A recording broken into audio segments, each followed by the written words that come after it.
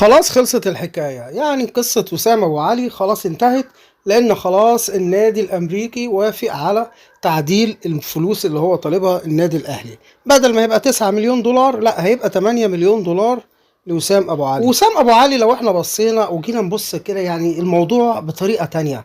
انت يا وسام اصلا رايح امريكا ليه؟ هل ده دوري اصلا ولا امريكا فيها كورة؟ لا مفيش. يبقى انت رايح لهدف تاني خالص. هل عشان الفلوس؟ انت اصلا معاك فلوس طبعا تمام. وهل عشان كيان كبير اللي انت رايح له؟ ولا اي حاجه. انت بتلعب هنا مع الاهلي اللي هو اسطوره الزمان اصلا في افريقيا كلها وفي القاره. طيب انت رايح ليه؟ يبقى انت رايح لاهداف تانية خالص هي اللي هو حاططها في دماغه، لكن احنا ما نعرفهاش والله اعلم، لكن مش اهداف تفيد مستقبله. اما نيجي نعمل مقارنه بقى بينه وبين مثلا واحد زي ديانج اللاعب الاسطوره، ديانج الدبابه البشريه. ديانج لما جه الاهلي كان مكسر الدنيا، بمجرد بس مستوى قل شويه وبعد الاصابه الاهلي قال له هنطلع اعاره للسعوديه، راح وثبت وجوده وبقى متفوق وعالي جدا وحاجه جميله قوي قوي قوي قوي. طيب ايه اللي بعد كده؟ الاهلي جه احتاجه في كاس العالم للانديه. لما الاهلي جه احتاجه في كاس العالم للانديه جه الراجل ما تاخرش وقال له تحت امرك، ومجرد حتى اما الاهلي ركنه ولعب بس دقايق معدوده ربع ساعه ولا تلت ساعه لفت الانتباه بشده، وجاله على ضوء دوت عقد قوي جدا من انديه كتيره وعلى راسها انديه من قطر وارقام مغريه جدا. بس اللاعب قال ايه؟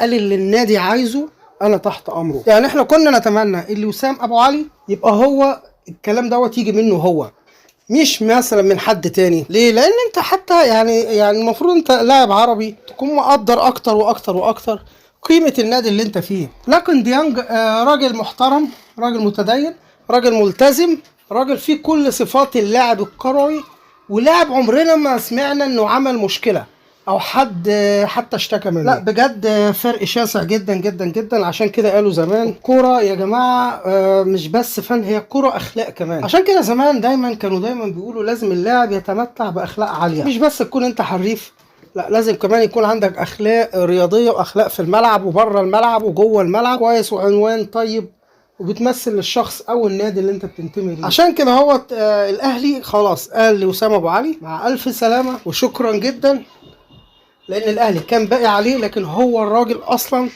اتصرف بطريقه غلط من البدايه. يعني يا ريته عمل زي اكرم توفيق وقال لهم انا جاي لي في عقدي وبصراحه 100 100 وعايز امشي، قالوا له مع الف سلامه. رامي ربيعه نفس الحكايه. طيب لما نيجي نشوف البديل من الحاجات الاخطاء اللي الاهلي هيقع فيها واتمنى ما يقعش فيها انه يجيب مصطفى محمد. مصطفى محمد يا جماعه على قده جدا. هو اللي شهر مصطفى محمد ايه اصلا؟ الجون اللي جابه في الشناوي الكرة عالية خدها على صدره وشاطها جت جول، خلصت. حد شافه اصلا عمل اي حاجة في اي حاجة تانية؟ لا مصطفى محمد على قده قوي.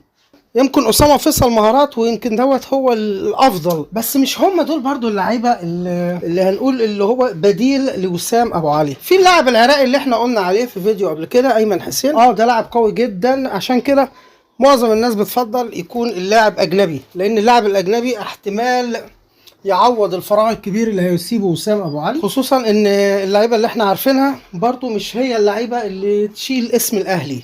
احنا يا جماعه عايزين نخش بطولات، نخش نجيبها، مش مجرد نبقى في منافسه ولا حاجه زي كده، لان الاهلي نادي بطولات. في النهايه نتمنى يكون الفيديو عجبكم، وبالتوفيق لكل اللعيبه سواء وسام او غيره. بس الاهلي عنوان قوي لاي نادي يروحه، واي نادي يتمنى بس يعدي جنب النادي، مش يبقى جوه النادي وبيلعب فيه. في النهايه شكرا لكم والسلام عليكم ورحمه الله.